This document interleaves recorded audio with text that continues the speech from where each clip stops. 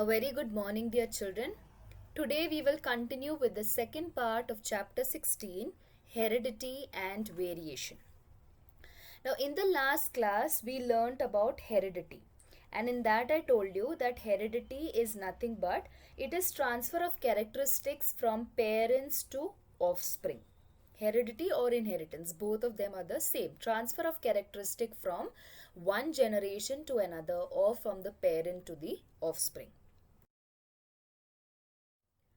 Now, in this, during the transfer of characteristic, parents play equal role. That means the father as well as the mother both equally contribute and give their characteristic to the next generation.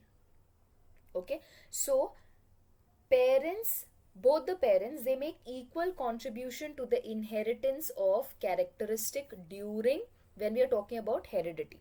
Okay, now, if in case I have the mother who has blue eyes and the father who has brown eyes, okay. Now, if you look at the children in this, you will see that one child has got brown eyes and the other child has got blue eyes. So, let's just look at the child who's got brown eyes. The child has got brown eyes means that he has got the character of the father. But we just now said that parents give equal contribution. The mother also contributes, the father also contributes. Then what happened to the characteristic of the mother? Where did that go? Why is the child got only the characteristic of the father? Similarly, if you look at the child who's got blue eyes, the child has got the characteristic of the mother. According to our statement, we said that both the parents are equally contributing.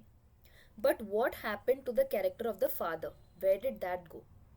Okay, so in such condition, to understand what exactly has happened here and why the children are showing the characteristic of only one parent, it is important that we learn the basics of this. Okay, so let's start with that. Now, in the last class, this is something that you learned. We told in the last class that you have the cell, you have the nucleus. In the nucleus, you have the genetic material, that is a chromosome.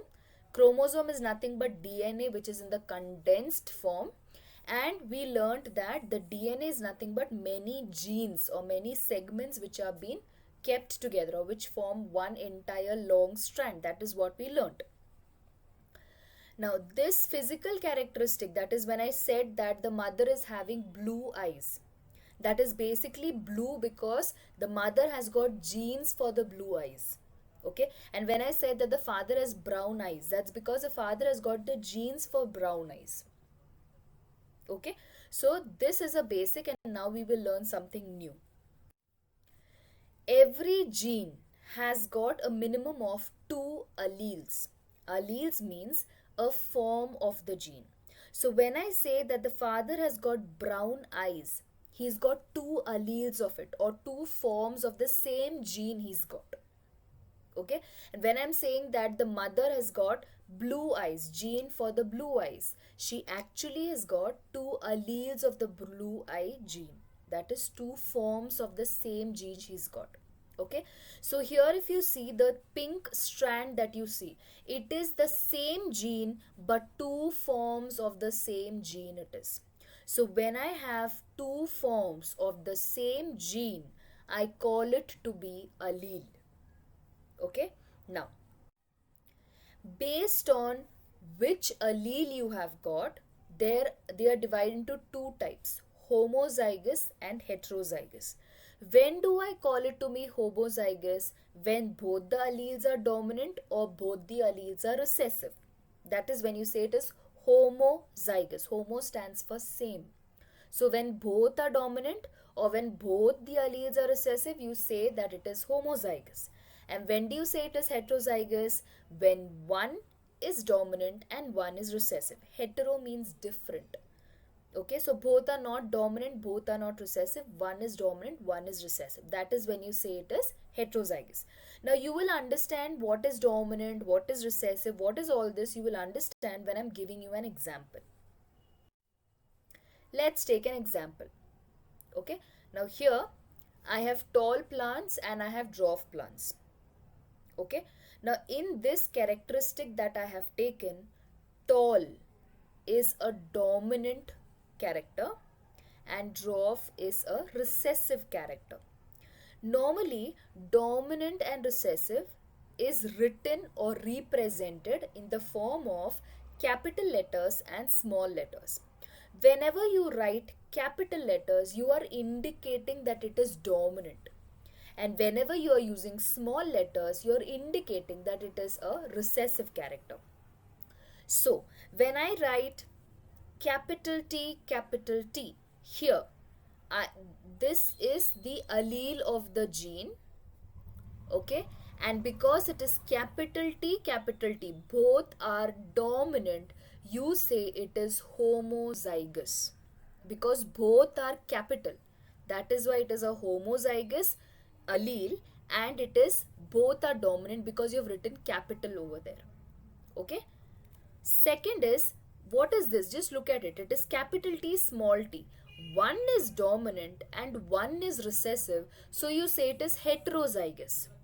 Okay, both are not capital, both are not small. One is capital, one is small. So you understand from it, one is dominant and one is recessive. So you say it is heterozygous.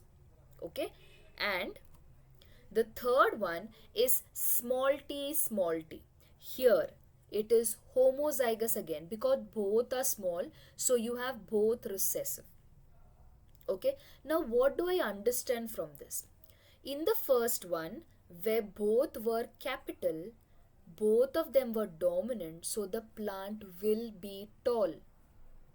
By looking at this, I can actually say the physical character of the plant. Because both are capital, you say that the plant will be a tall plant because it's dominant. That physical character will be expressed in the plant. Okay, look at the next one. Here it is capital T, small t. Here the plant has got the tall character also, the tall allele also, the plant has got the dwarf allele also. But because it has got one dominant one, because it has got one capital, it is going to be a tall plant. Even though it has got the dwarf allele, it will be a tall plant because that character is dominant. It will be expressed. Okay, that is why you're calling it to be dominant. That is, it is going to be expressed. Even if it is present only in one allele also, that character will be expressed in the plant. That is why it is said to be a dominant allele. Okay, look at the third condition. Here it is both recessive. That is, it has got the allele of dwarf plant only. Both the alleles are for dwarf. That is why the plant is going to be dwarf plant. Okay, so looking at whether it is dominant or whether it is recessive, you can understand what will be the physical character of the plant. Okay, so I hope now that dominant and recessive difference you have understood, and you have understood why you are calling it to be dominant and why you are calling it to be recessive. Okay, now Gregor Johann Mendel was a person who studied about how characters are being transferred from one generation to another, and he studied it in the pea plant. So most of the experiments that he did was based on the pea plant only. Okay, and based, he did so many experiments that he has given principles of inheritance. How are these characters being transferred from one generation to another, and how you can actually predict what can be the physical characters in the generation to come. Okay, so let's look at the example which he took. First example we are going to look at is based upon the height of the plant. Okay, so first we will look at phenotype. Now what is the meaning of this word? Phenotype basically means the physical character of the plant. Phenotype, physical character, means anything which you can see and understand. So the phenotype here he has taken is tall and dwarf. So he's taken two plants, one tall plant and one dwarf plant. Okay, that was the phenotype. The second that he took, considered, is genotype. Now here we are actually talking about the gene. Okay, so phenotype means physical character which you can see, and genotype means genetic material or genes we are talking about. Here, he took the homozygous condition, that is capital T, capital T. This is homozygous dominant. Okay, and he took homozygous dwarf. What do I mean by homozygous? Both are small t. Okay, so first you consider phenotype, second you consider genotype. Now, next you consider gametes. Now, whenever you are considering a homozygous condition, you can pick any one letter from it. That is, here in tall plant, I have capital T, capital T. Both are capital. So instead of taking both, I can take any one. That is capital T. Because anyhow it's going to be expressed. Okay? And in a homozygous dwarf, what do? Because it is homozygous, I can pick any one. So I take small t. Okay, whenever this you can take only in homozygous, that you will understand. Just understand for now that whenever it is homozygous, you can take any one letter as being the gamete, and because you're taking only one from it, you can directly cross it. Okay, so here I have the father is tall, the mother is dwarf. So when they are combined together, the first generation will be heterozygous because it has got 50% from the father, 50% from the mother. So it has got one capital T and one small t. Even though I'm telling that it is heterozygous, its phenotype will be tall. That is, the next generation will be tall. Even though it has got the gene from both the parents, even though one parent was tall and one parent was dwarf, the child or the new plant that is there in the first generation will show the character of the dominant one. That is, it is tall. I hope this is clear. Okay, now this was simple. Why? Because we considered homozygous condition. We considered the parent to be dominant tall and dominant tall and recessive dwarf we've taken. Capital T we took, small t we took. So it was very simple for us to do this. Okay, so whenever you are taking a homozygous parent, the first generation will be heterozygous, that expresses the dominant character. Let's take this a little forward. Suppose if I am taking a heterozygous condition, that is a phenotype, I am taking both to be tall, but genotype is heterozygous, that is, I have the parents to be heterozygous. In that condition, what do? Gametes in this, you have to be very careful because here it's a heterozygous condition. So I have to take both the letters. I'll take capital T, small t, capital T, small t. I have to take both the letters because they are both different from one another. Understood? So homozygous, if I'm taking, that is when both are same capital, both are small, I can take any one from them. But whenever I'm taking a heterozygous condition where one is capital, one is small, I have to consider both of them. Okay? In such conditions, how do I find out what the next generation will be? For that, I make a small table which is called as a Punnett square. Here you have 3 columns and 3 rows. Okay? What do you do is, you write the father gamete or the male gametes you write up and the female gametes you write down. So what are the male gametes? Capital T, small t. What are the female gametes? Capital T, small t. Okay, gametes that you found out up, that same thing you write it in each column and each row. That's all you have done. Okay, now how do we solve it and how do we come to know what the next generation is going to be? So for this, you take the first gamete of the father, first gamete of the mother, and it's going to be the first generation will be capital T, capital T. It is a homozygous tall. That is, the plant is going to be tall with a homozygous condition. Okay, same thing you repeat again. You take the second gamete of the father and first gamete of the mother, This is going to be capital T, small t. Now here the order can be anything. It can be small t, capital T, or capital T, small t. That does not make a difference. Here the plant is going to be tall because it has got a capital letter, but it is going to be a heterozygous condition, that is one capital and one small. Okay, let's consider the next one. Here I've taken the second gamete of the female, of the mother, and the first gamete of the father. So this is going to be again capital T, small t. It is going to be tall, but it is going to be heterozygous. And same thing we do, that is small t, small t. Okay, so if you are taking a heterozygous parent, if both the parents are heterozygous, there are three possibilities. One, it is going to be a homozygous tall, that is capital T, capital T. Second, it's going to be a heterozygous tall, that is capital T, small t. And third, it is going to be a homozygous dwarf, that is small t, small t. I hope this is clear. Okay. Okay, now that you have got an idea about how it is done, we will take one more example so that it becomes a little more clear.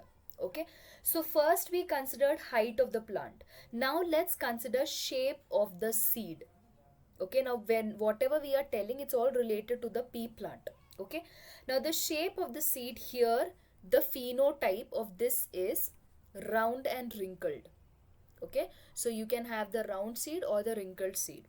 What is the genotype? Now here round is dominant, so you write capital R, and wrinkled is recessive, so you have small r, small r. Now this is a homozygous condition, that is both capital, both small. So it's a homozygous condition. So gametes that you are considering, you can consider any one letter. So you take capital R and small r. Okay, now because it's just two letters, it's very simple to cross. You can cross directly, and you know that the first generation is going to be a heterozygous condition, that is half from the mother, half from the father. So it's going to be capital R, small r. Even though it is heterozygous, even though it has got the character of round also and wrinkled also, still the phenotype that it will show will be round because it has a dominant allele of round. Okay, now this was very simple. Why? Because we have taken a homozygous parent. Let's look at the same thing. We will take this forward and consider what will it be when you're taking a heterozygous one. So here the phenotype that we're taking, both is round, okay, but the genotype is heterozygous. Okay, so I have one capital and one small. It is heterozygous. Now because it is heterozygous, the gametes cannot be taken as a single letter. You have to take capital R and small r, capital R and small r, because it is a heterozygous condition. Okay, and because it is heterozygous and because we have four letters here, we are going to use the Punnett square. Okay, and we're going to be writing the male gametes and the female gametes. So we have capital R, small r of the male and capital R and small r of the female. Now we will check what the generation is going to be. So we'll take the first gamete of the father and the first gamete of the mother. So this is going to be capital R, capital R. Okay. Similarly, we will take the second gamete of the father and the first gamete of the mother, and it's going to be capital R, small r. Then we will take the second gamete of the female and the first gamete of the male. It's going to be capital R, small r. And we'll take the second of both, that is small r, small r. In this also same pattern you will have. That is, we have three possibilities. One is you have a homozygous round. That is because it has got capital R, so homozygous round. Then you have the second possibility, heterozygous round, that is capital R and small r, so heterozygous round. And the third possibility is homozygous wrinkled, that is because it is smaller. Okay, now this is called as a monohybrid cross. That is, why do you say it is monohybrid? You are taking only one. Mono means one. You are taking only, considering only one character. When we did the first cross, we learnt only about plant height. That is only one character we took of the plant, and then we checked what the generation is going to be. So we have considered only one character. That is why it is called as a monohybrid cross. Here also, when we took the second example, we took only one character, that is shape of the seed. Only one character was taken. That is why this is also a monohybrid cross. Okay. Now it is very, very important that you practice this more. Okay. This is given on in the textbook on page 184 and 185. On page 184 you have different characters given, like shape of the seed, color of the flower, shape of the pot. There are a lot of characters given. You can practice monohybrid cross because in on that page you have very clearly dominant and recessive alleles given. Okay, the more you practice monohybrid cross, the more the further cross, that is dihybrid cross, we are going to do in the next class. So if in case monohybrid cross is clear to you, dihybrid cross will be very simple. Okay, so it's very important that you practice this further by taking more examples. I hope whatever was done today is clear. Thank you.